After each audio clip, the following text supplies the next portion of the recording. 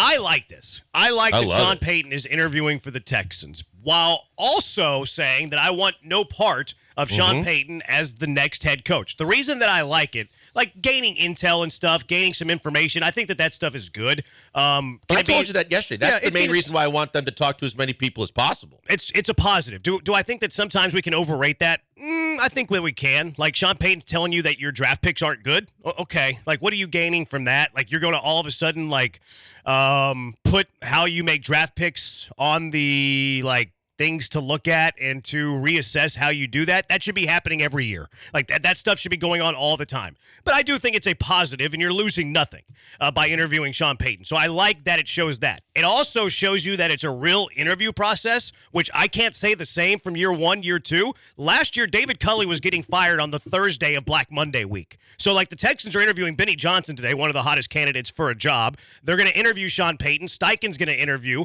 We'll see what happens with the other coaches they've requested interviews with, but the Texans are having a real process that is real relative to the rest of the league. It's not we're going to bring in Hines Ward, Josh McCown, we're not going to interview Lovie Smith, and then we're going to hire him at the end of the day. We're not going to fire David Culley 4 days later than anybody else is firing their head coaches. I tried to tell you this the other day. This is the rebranding and re-imaging of the entire Houston Texans, not just a coaching search.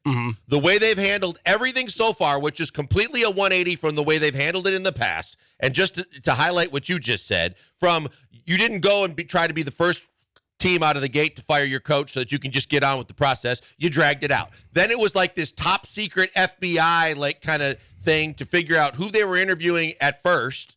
And then when you have to announce these things and get down to it, then even then, it seemed like it was the international mystery tour, and you've got a guy that's never been, a coach before in his life, taking all the headlines. Yep. This time, from the way the owner is portraying his involvement, to who will be involved in the process, to the way that they actually fired Lovie Smith, the way they announced all the candidates they already have identified.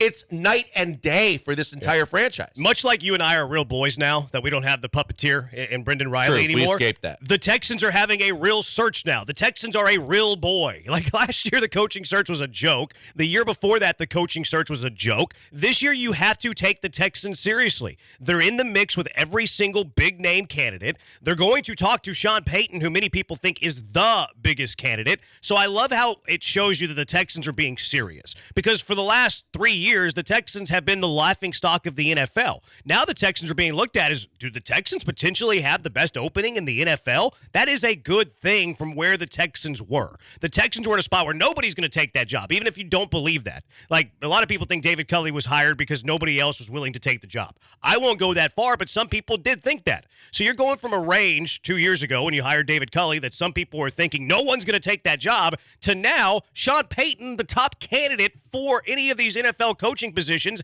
is interviewing. So it's a real interview process. The Texans have to be taken seriously, and they are potentially the top job that is open during this coaching cycle. Hey guys, back to the video in just 1 minute. Before that, I want to tell you about Fitz Roofing. If you got a leaky roof or need a full roof replacement on your business or your home, or you want to get something done around the yard or maybe something around the house, they have the best warranties in the business, the best ratings, and the best service. They're going to take care of you every step of the way. Fitz Roofing, making a difference one home at a time.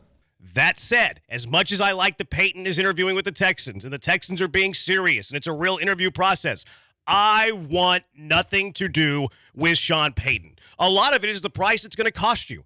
If you bring in Sean Payton and he's your top target, it's going to cost you more than likely a first-round draft pick. That is something that I'm not interested in. There's also, if I point to Sean Payton, another thing that really concerns me, he flat out quit on the Saints. He did not like the direction of that organization, and he flat out quit. That's worst case scenario. You might say, well, he was burned out, he was tired, he wanted to get away from the game, take a year off. Drew Brees left. Sure, but hear me out on this. Worst case scenario, he flat out quit on the Saints, the team that he was loyal to his whole life, and they were loyal to him through Bountygate, right? Like, they were loyal to Sean Payton, he quit on the Saints. Can I tell you what it compares to? What's that? James Harden. When it was sunshine and rainbows, Drew Brees and a chance to win the Super Bowl, life was great, and I ain't going anywhere. Yeah. And the minute Drew Brees was gone and the chances were less and less that you were going to compete for a Super Bowl, you got screwed a couple times in the playoffs too, regardless, but you knew it wasn't going to be the same kind of run, I'm out. I think it's a decent comparison. But even like if you're listening to me right now and be like, oh, you're being too extreme. He didn't quit on the Saints. He was just tired. He was just burnt out. He needed to take a year off the NFL. Okay, so worst case scenario, he quit on the Saints, an organization that was loyal to him through some controversy. Best case scenario, I'll concede your point for just a second. I'll concede that you're right. Best case scenario, he just needed to step away for the game for a year. He needed to breathe a little bit without football. What makes you think he's not going to do that again as he's older in life? Like, best case scenario, he needs a year. What makes you think in 5 years he doesn't need another year? He's older now. I don't trust Sean Payton.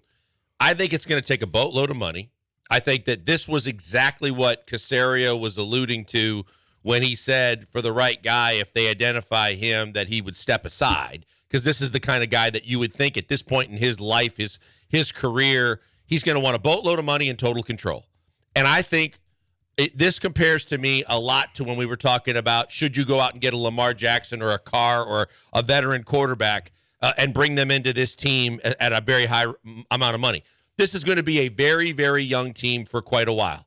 And I think that you need a very young, innovative mind and coach that can grow with this roster. You don't need get off my lawn guy, been there, done that guy that's going to be, a dictatorship on both ends, commanding who he wants to get for players when it's not going to sync up with what the rebuild plan is with building through the draft and young players and developing them. He's going to want players that can come in and compete and play right now, veteran guys. So I think that for all those reasons, on top of what you said, I don't want him either. See, I believe all that stuff. Like, I don't really want a head coach who's a micromanager, and I've heard him described as like he wants to dictate like what color the shirts are that you're giving away on Sunday. Like, I don't want a head coach that is that much of a micromanager. That to me is not a deal breaker. It's more of a red flag. I can overlook that, but the thing that I can't overlook is he either quit on his team or left, needed a hiatus, and now is quickly going to go back to the NFL after a year. I can't trust a guy like that. Like, look at everything the Saints put up with.